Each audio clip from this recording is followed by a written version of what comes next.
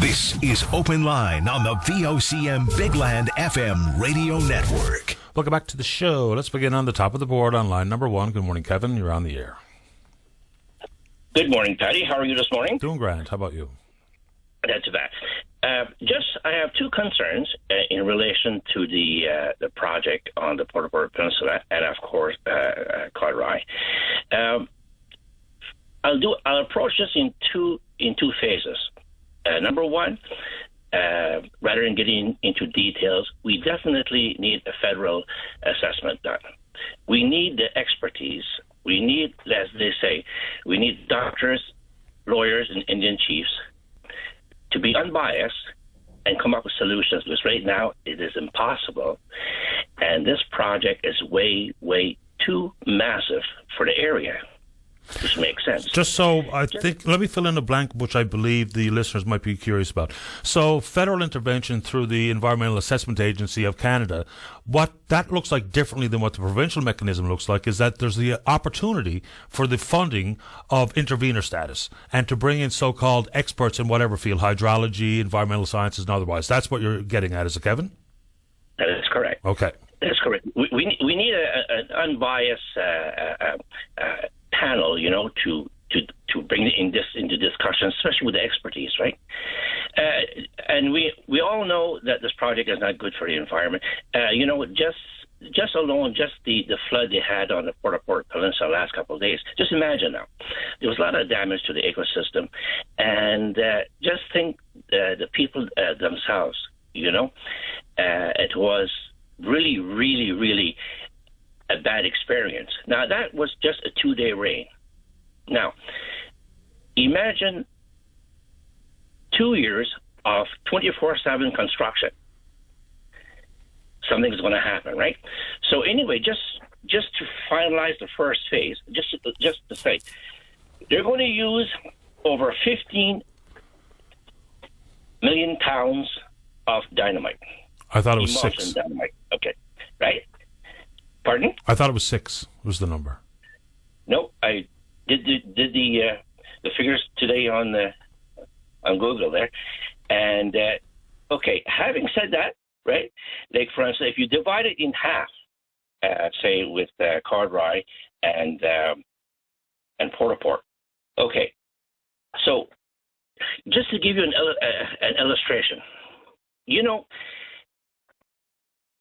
that the amount of tonnage would be equal to over 2,500 passenger cars, approximately 3,000 pounds each. That's a lot of cars on the peninsula at one time, right? So imagine all this demolition going on. It's got to do something to the environment. It's got to do something with the ecosystem. This is just for people to say it's not. It's nonsense. Things will happen. It will destroy the environment and the ecology. Okay, let's finish that phase.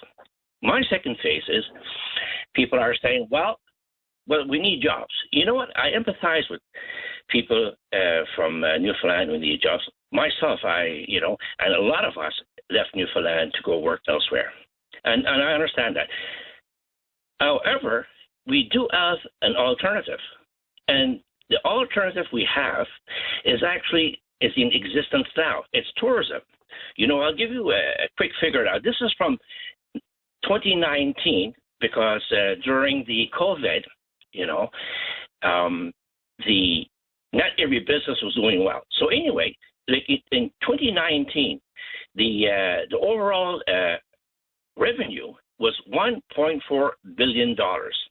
Think about it, $1.4 billion.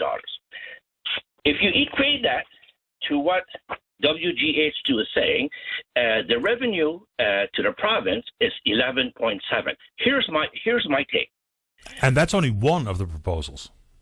Yes, right. That's one of the proposals. Now, if you look at this, take for instance, all across Newfoundland, all these towers, massive towers. Now, right now, the revenue that's coming into the government is tourism, which is the second. Now, they're bringing an awful lot of money. So, did they think, or did they sit down and say, okay, if we approve this project, what would happen? What harmful to tourism, because I tell you, down in mainland, at the tea house, I've talked to many people from away, France, Switzerland, Germany, all those places, and they say the reason why they come down is because it's the scenery, it's the rugged coastline, and they say ultimately there's no wind towers. Now, if you take all the projects that will be approved and line up all these towers across Newfoundland, do you think we may lose the tourist industry? No. Right? And that's the question we're going to ask ourselves. However, all the government's got to do is invest into the people with monies, with profits from tourism, and let's get on board and actually plan things, make this industry viable. People will come from all over the place, as you know. So that's the proposal. Just give us more money to enhance what we have now in regards to tourism. Yeah, but of course, the proposals are an energy play. Not all necessarily about job creation and revenues, and I don't think we're going to collect enough in the way of revenues to the provincial coffers from any of these proposals. I think we've kind of undercut ourselves a little bit on water and land lease and what have you. But I get the concept of tourism, and we should always look at tourism as a growth opportunity, because it absolutely is. I know some people in the industry, they don't like that term, but when you have the possibility to grow year over year, to try to replicate what some other places where people go for the rugged beauty and the scenery, like, for instance, Iceland. And I know we can't make direct comparisons, whether it be here in Norway in the oil business or here in Iceland in tourism, but they've got it figured out. We've got some built-in problems here regarding, for instance, access. But remarkable how you said let's put some more money in to enhance the industry itself. The industry will tell you one of the hurdles they face is access via air, and yet when the province puts some money forward to help WestJet bring a thrice weekly flight to Gatwick, people don't like that either. So it's really become a world where it's hard to satisfy or please anybody, if not everybody. Okay, so if listen to this then. The project itself is short term. Think about it, it's short term. Tourism is long term, very, very, very long. So I'll give you an example. Okay, the project starts. You got probably a good 3 to 4 years with the employment opportunities. Fine. Then what happens after that? It's cut right down. Boof. Now the jobs are gone. What happens now? So we're back to the same level as we were every time something mentions about a project in Newfoundland that fails, right? So tourism is a long term, and we keep intact the environment and the ecosystem. You can't get better at that.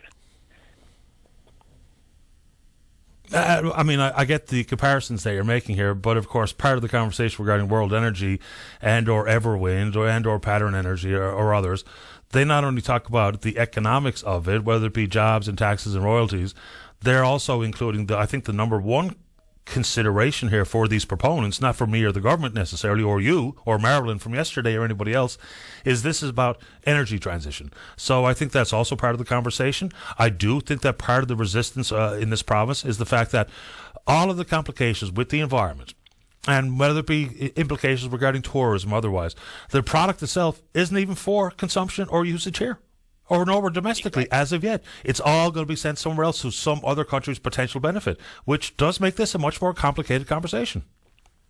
And what baffles me is they don't have the infrastructure on both sides. What I mean both sides, say Newfoundland and Labrador, and say Europe. There's nothing in place yet. Yeah, they're building in Rotterdam right at this very moment as we speak. Yeah. The Germans have also acknowledged that the cost of this green hydrogen, which is extremely expensive, remains yet to be seen whether or not the business case works out. Don't take it from me. The Germans set aside $1.2 billion American of their own to try to subsidize the use of green hydrogen. So it's not perfect. That's for bloody well sure. And there's an old saying into the investment community.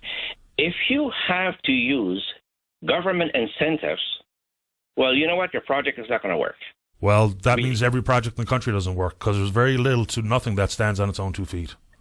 Well, but then again, who pays for it? Is the taxpayers, right? We pay for everything. Nobody, Exactly. The government doesn't have any money. No, exactly. So the big concern is you talk about green energy. You know what? I'm all for green energy. Like, I mean, yes, there's climate change. Well, we saw it last weekend past on the Port of Port.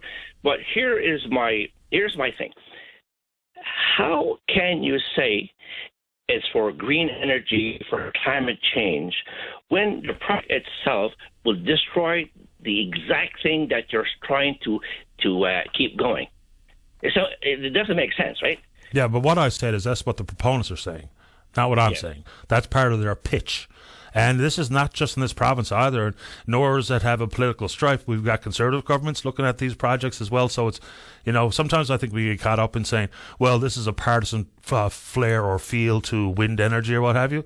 I mean, our closest partners in Nova Scotia, they're looking at the exact same thing. In fact, they're moving ahead with Everwind, who's also here on the Burin Peninsula making a pitch. I'll give you the final thoughts, Kevin, before I have to go. Well, like I said, we do need a federal assessment.